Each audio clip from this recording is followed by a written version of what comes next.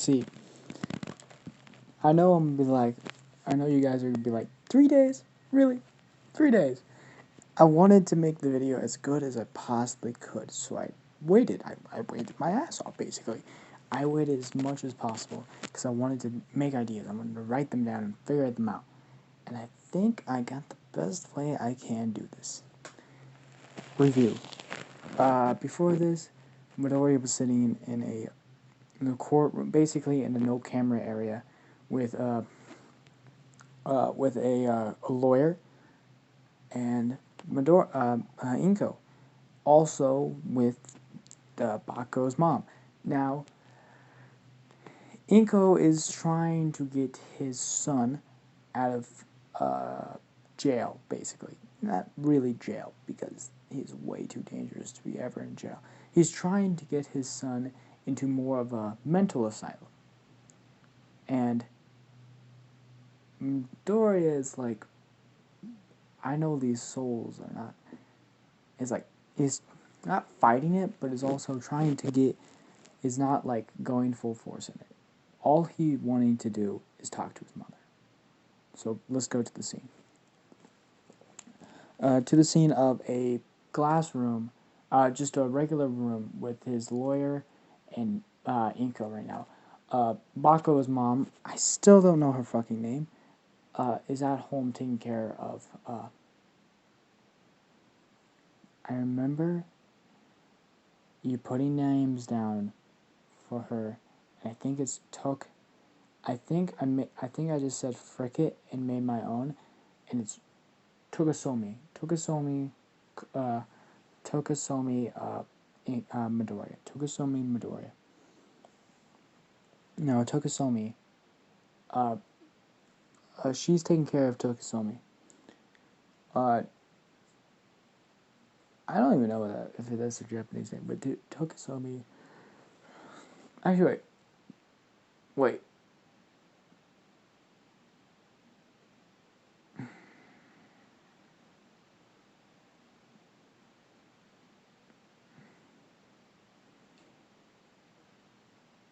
Caitlin. Her name's Caitlin. Only because I can remember that. Caitlin. She's taking care of Caitlin. I know that sounds kind of name, but we don't judge around here. Yeah, everyone's a bitch in my eyes. But basically, Inko is trying to is basically telling the lawyer that he's basically insane, and the lawyer has very good evidence showing that he is mentally and physically insane. His childhood was definitely, he had an abusive life. He is definitely under, and his brain shows no qualities of, shows a multi-personality disorder, Venom and Carnage, as Midori is just like, how's your life going? As Inko's like, no, we gotta focus on the, how's Baka going? How is he? Is he good? Is he living?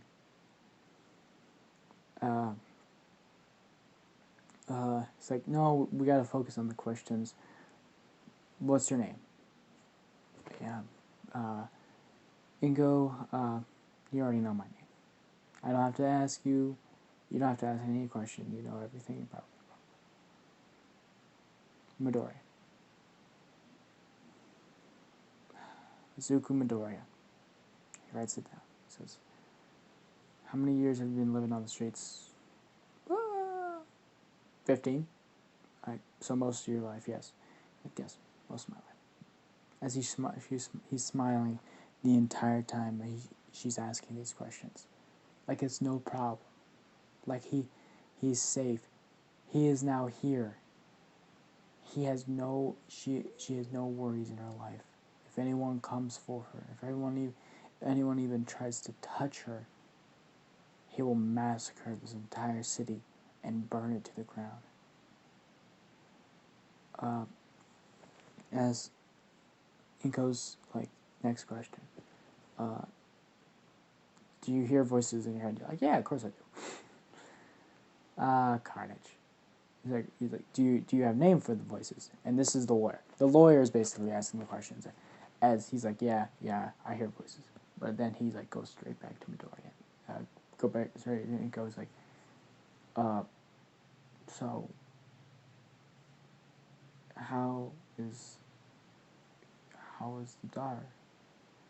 I know it's hard living to a lesbian lifestyle, even through the years, but I hope you don't have to deal with anything too nasty. It's like Nico's trying to steer him back onto the questions, but he's not really caring. He says, anything happens to you, anything possible happens to you, please do not fear to talk to me, understand me, or even think about me. I will be there.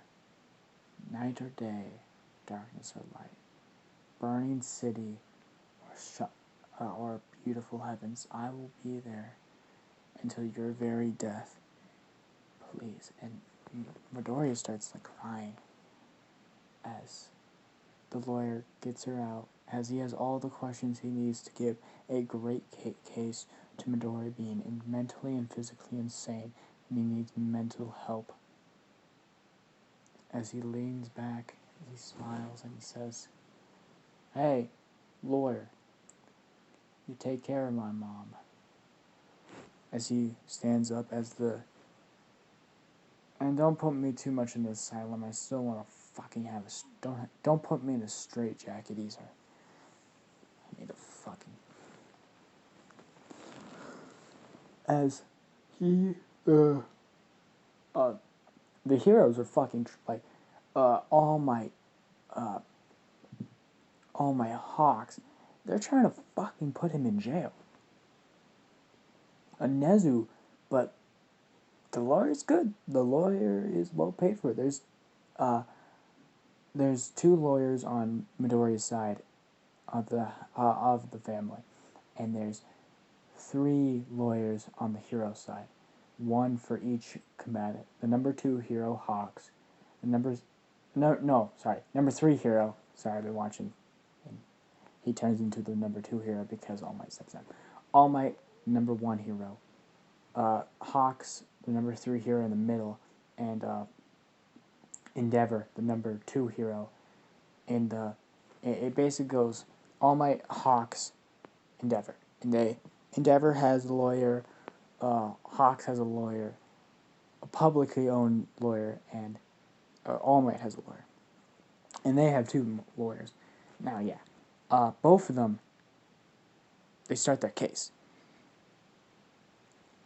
Yes, the case for Midoriya being mentally insane is too strong. It's way too strong. There's scans with his brain fluid that shows that there clearly something wrong with him. He says there are voices in his head, probably activated by his quirk, that they still don't know. Showing also scans of his body shows that there's a chemical substance that they call parasites, and Midoriya gets angry because they're not. Okay, they call them parasites. He's like, we find a parasitic, and he's like, no. They're not parasites. They're part of me. They're good.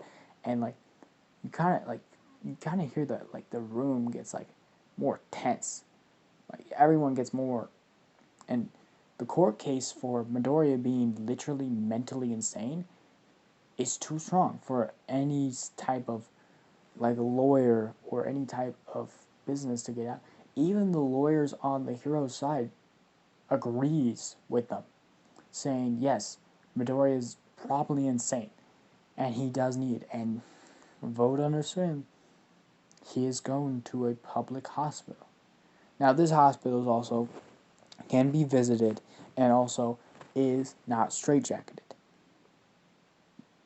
They also tried to acquire him to eat pills, but the they tried it once, and he literally has the power. He has the strength of a giant. This man pushed away the doctors and said, "No, I'm not eating any pills." But basically, the asylum itself is just to keep him safe and keep him sane.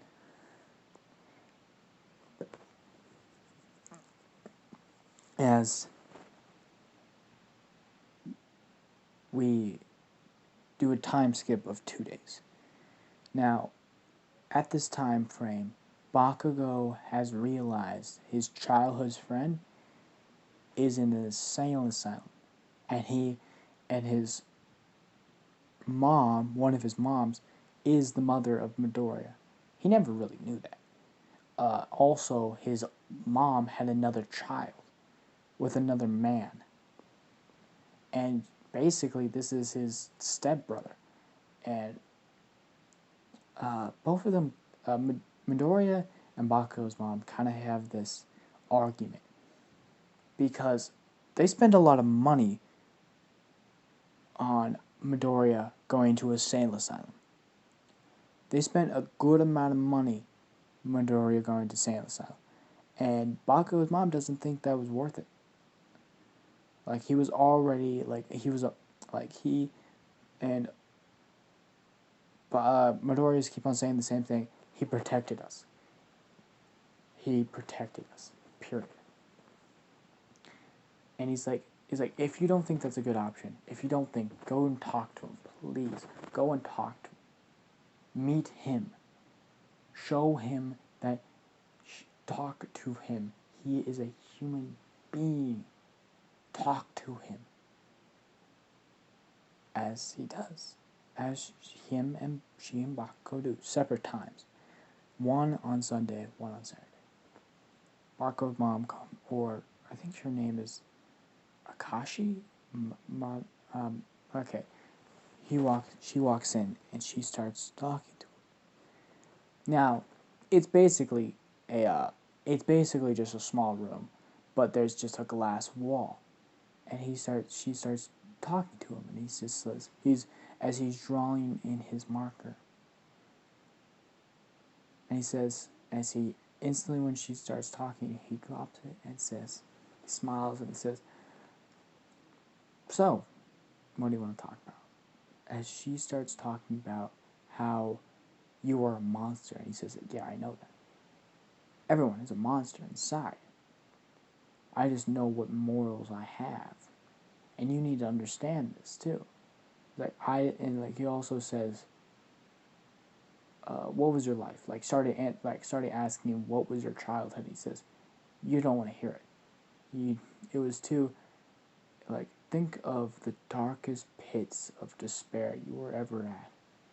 Basically, when she was married to her first husband and realized Bakugo was getting abused, and think to a gun to your head every single day, pointed the trigger, seeing if you would die or not. As he leans back and he says, "Also, that husband of yours," as he's starts tapping on the chair, "I don't think you would ever have to worry about him ever coming back, ever again. Take care of Bakugo. That angry son of a bitch gonna need it."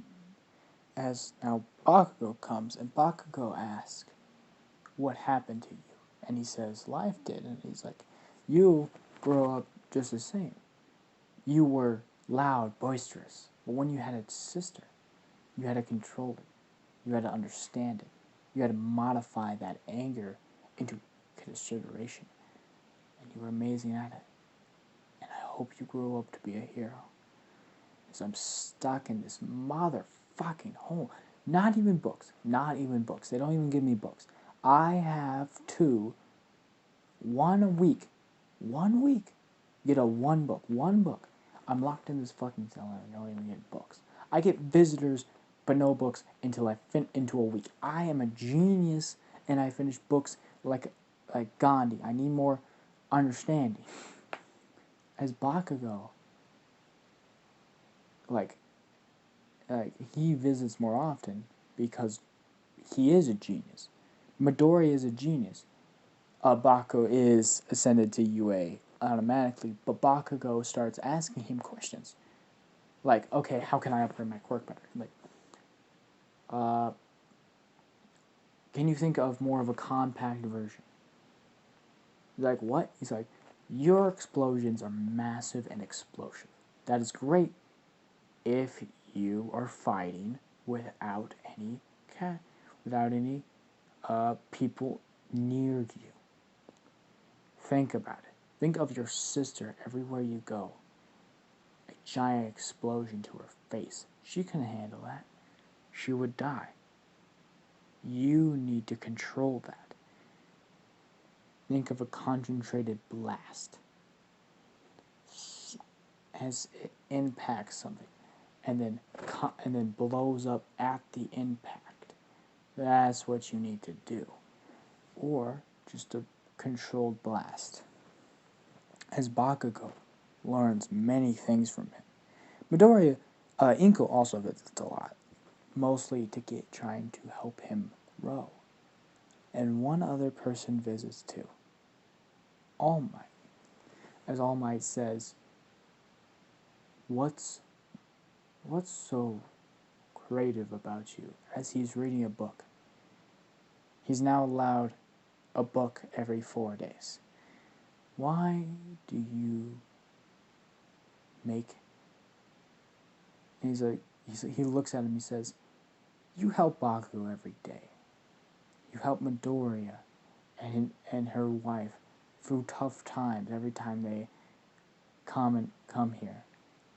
But you don't seem insane, you seem very creative. But you say you hear voices. And he says, as he squares a page, he says, I'm a monster. As he puts the book down, he says, I'm not denying that one goddamn bit. But my family's my family. And I will help them as much as I can. But you, as the Venom symbiote comes out, as the Venom and Carnage symbiote comes out, and he says, he says, well, you just see me as a monster. As the Venom symbiote comes back, as he picks up the book again, he says, like a monster it is, I gotta destroy, and you gotta create. As he flips the page, as he's still looking down, as he looks up, and he says, with everything I burn, something new has to come up. Hopefully better, but maybe worse. As this is where we're ending it off, and the next video is coming out tomorrow. Tomorrow. It's coming out tomorrow. I promise you on that. Also, I hope you like, subscribe, and comment down below what other what ifs you want, and also what other stories you might want. I'm not just what if guy. If you have a good storyline, I might do it. Also, I will be doing what if Deku was Godspawn. And if you haven't read the comics, that means God. But I have to figure out the storyline myself.